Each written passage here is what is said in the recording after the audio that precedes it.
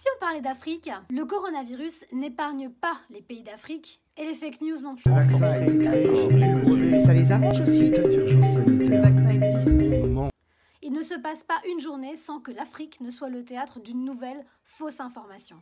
Il y a quelques jours circulait sur les réseaux sociaux un post qui mentionnait un incendie d'un hôpital à Nairobi, au Kenya. Cet hôpital avait été vraisemblablement incendié suite à la découverte d'un lot de vaccins contre le coronavirus contaminé, ce lot provenant des États-Unis. Cette info a été relayée jusqu'à 100 000 fois.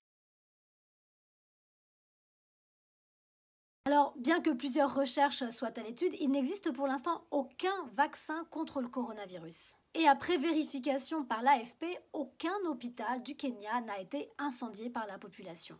Jusqu'à présent, il n'a pas été possible d'authentifier l'auteur de la photo utilisée sur le post de Facebook. Je vous rappelle au passage qu'il existe une façon de pouvoir connaître la provenance d'une photo en faisant une recherche inversée sur Google. Ce genre de fausses informations trouve un terreau fertile sur les réseaux sociaux qui depuis quelque temps alimentent un climat de défiance vis-à-vis de l'Occident. Et c'est pourquoi certains pays d'Afrique ont décidé d'agir drastiquement contre la prolifération des fake news. Prenons le cas par exemple de l'Afrique du Sud, qui est un des pays de l'Afrique subsaharienne le plus touché par le coronavirus avec près de 2400 cas. Bien figurez-vous, comme nous l'indique la BBC, un homme de 55 ans a comparu devant le tribunal pour avoir diffusé de fausses informations. Il avait propagé une vidéo mentionnant que des kits de dépistage du Covid-19 étaient infectés par le virus lui-même.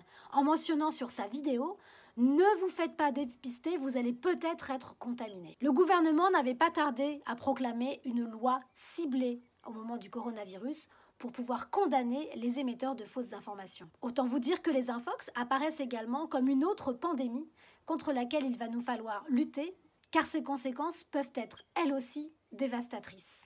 Allez, désinfoxez-vous bien. À bientôt.